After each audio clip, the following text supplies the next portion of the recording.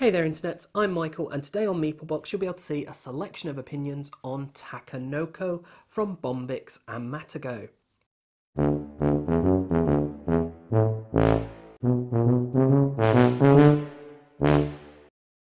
What is Takenoko? Well, in Takenoko, the Japanese emperor has just been given a pet panda by the Chinese emperor guy. And you're a member of the Japanese emperor's court and you're trying to earn his favour. What this all comes down to is victory points. You'll get victory points for completing objectives, and the objectives come in 3 different types. There are land objectives for having patterns of land that match. There are gardener objectives. You get points for growing bamboo. There are panda objectives. You trade in bamboo of the colour denoted on there, which is usually either 2 of the same or 1 of each. And the person who's got the most points from completing objectives will win the game. On your turn, you start by rolling the weather dice, and this will give you a different ability depending on the power. So this one will allow you an extra action, this one will allow you to grow bamboo on an irrigated tile, this one will allow you to select the same action twice, this one will allow you to move the panda, and this one will allow you to take a special tile. So you can have ones that mean the panda doesn't eat, that it's fertilized so it grows twice the amount, or that it's irrigated. You'll have 2 action tokens. You'll place these to dictate what actions you're going to perform. This could be to take land, so you draw 3 land tiles, you look at what they are, and then you choose one to keep. And so let's go for this red one and we can place it just here. However, it won't immediately grow bamboo unless it's irrigated, which means it needs to be next to water. And that's why another one of the actions is to take water, which allows you to take one of these irrigation rods and you'd place it there. You can then at any point on your turn place the irrigation out. So you'd be able to run from this water here along like this. And irrigation always runs from this center tile, and when you get a new tile irrigated so that it has water running along its edge, so just running to the corner doesn't count, it has to run along the edge, bamboo grows immediately. Another action you can use is to move the gardener. If I move the gardener to here, it would grow bamboo, so we'd place a pink bamboo. There's then also move the panda, so I could move the panda to here and I'd be able to eat this bamboo, which would go into my stomach. Another action you can do is to draw objective cards, and you can only have a total of 5 objective cards, so you will need to be completing objectives as you go along, and completing objectives is not an action. So that's a brief summary of what the game is. Now let's take a look at some opinions. Hello, I'm Uncle Buckson and this is Board Deck and Dice. Today I'm talking to you about Takenoko.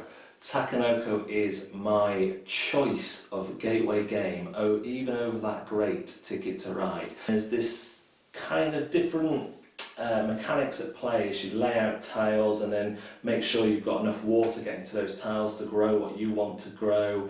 You're moving the panda around to eat different heights of bamboo, but then other people are potentially trying to grow those bamboo so you could ruin their plans.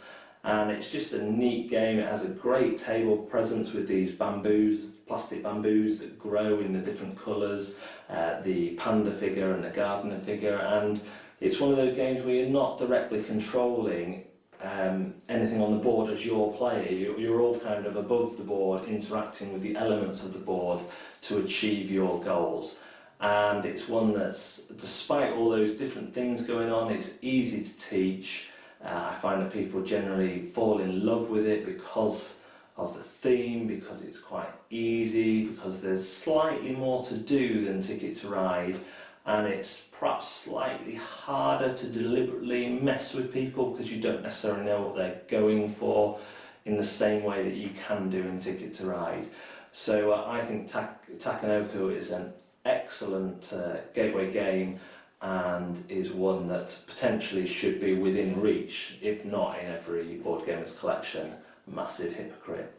Thanks very much for watching. I'm Uncle Buck's nephew and we'll see you next time on Board Deck and Dice. Super cute panda! Look at the cute little panda! Takenoko is a cute game. You get that as soon as you look at the box. Some people will love this, some people will hate it. I love it. I love the fact that the second you open the box, you see this rule book with this lovely cute cartoon explaining the cute story of how the Japanese emperor has been given this panda and doesn't really know what to do with it, so shoved it in his gardens, and now it's his gardener who has to pay the price. I love that.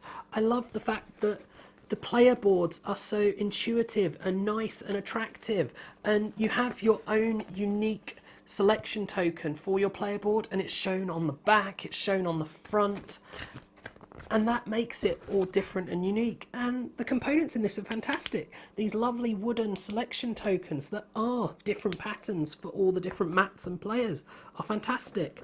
Of course, the star of the show is the bamboo. This bamboo that is gorgeous and stacks up really nicely is fantastic, and it's wood, it's nice, it feels nice, stacking it up feels good, taking it apart feels good, and that's what this game is all about. It's about that cutesy tactile experience, but it's more than that. It is a light game filled with randomness. Okay, you're going to be randomly drawing land tiles, you're going to be randomly drawing your objectives, and you're going to be randomly rolling a dice. So there is a lot of randomness in this, but there is also elements of strategy that stop it being the game plays itself. You are there, you are making decisions. The key thing is, you select every turn what actions you're going to do. There's no randomness in which actions you're going to do. That is your choice, your decision. And that pulls this game back from the brink of just being this chaos, pointless experience to being a fun, light strategy game with this theme that just means that it is accessible to so many people, and it works for young ages, it works for new gateway gamers. It is a game that anyone can play. The problem with the game? Pink. Why all the pink? Why? It is a great game filled with fantastic components, fantastic artwork, and a nice balance between randomness and strategy in the choices it represents for you. Panda! Takenoko is beautiful. I mean, look at this box cover. And I'm sure that everyone's talked about the bamboo that goes in and grows up, and the colours, and the little panda figurine, and the gardener. But maybe they've not talked about the fact that all the tiles have different illustrations on them, even if when they're mechanically identical. Sometimes it's little differences, sometimes it's a bit more, but all the colours work wonderfully together, and then the action tokens for each player are unique, and on the player boards it reflects the different action tokens just for that, to make it look pretty, and it does. On the manual, as well as wonderful graphic design and plenty of illustrations, you've got a one-page comic at the front that tells you about the panda that eats, and the gardener that grows, and the panda that eats, and then this is reflected in the mechanisms, the theme, as you've got the panda cards that you need to eat for, and these that you need to grow for. And so I've played this 5 times in the past week to, give it a fair shake. Played it with non-gamers. I wanted to share this with my family. It is so lovely. But things like this, if you play without the die, as the manual suggests, there's about 1/3 chance without influence of any given tile coming up. So this tile is more likely to never be in the game, and this card is likely to be literally impossible. And then you've got these cards, which by the rules, once you stop putting things down, then nothing else can be achieved.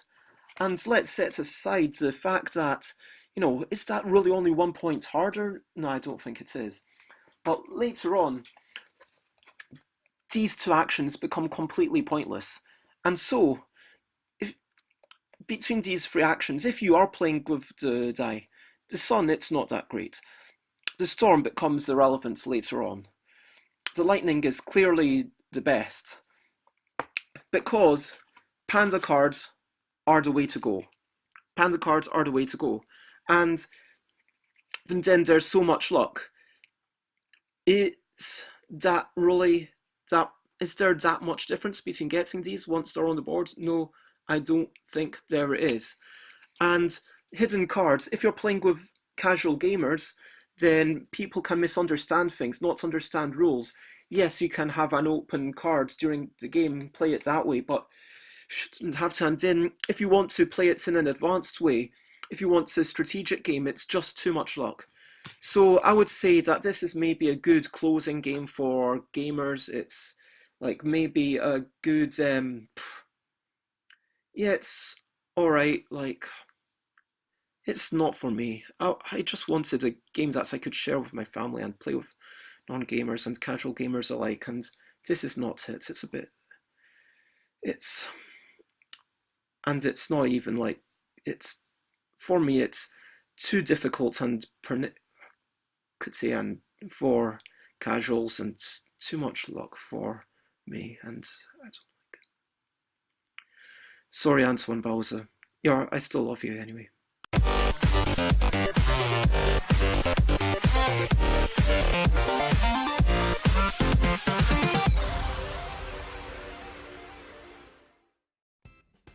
Hello there everybody, my name is Haraldo Sakiris and this is Future Games. Today we are going to check out Takenoko, a simple but fun game.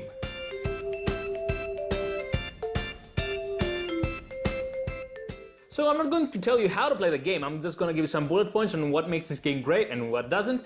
So why you might love it? You might love it because it's fast, it's simple, it has nice graphics, it's easy to teach, and above all, a cute panda. So why you might not like it? Are you insane? You will love it. But if you're a heavy Euro gamer and you like games with lots of strategy, although this game has a fair amount of strategy, it also has a fair amount of luck. And if you need more strategy in your game, that's not for you, you Euro junkie person.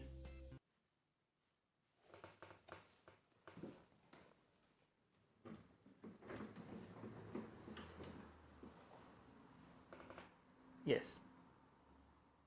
So that was all from me in Future Games. Before I go, I'd like to ask you a question, and if you know the answer, please type it below in the comments. So, the question is, what type of car the gardener drives?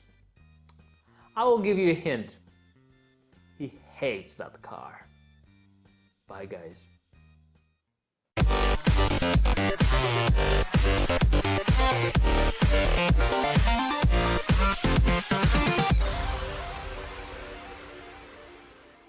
Thanks for watching Meeple Box. I do hope you've enjoyed it. If you have, please do check out the rest of the videos on the channel, as well as subscribing to the channel and checking out our contributors' channels if they have them. And as always, thanks for watching and bye for now.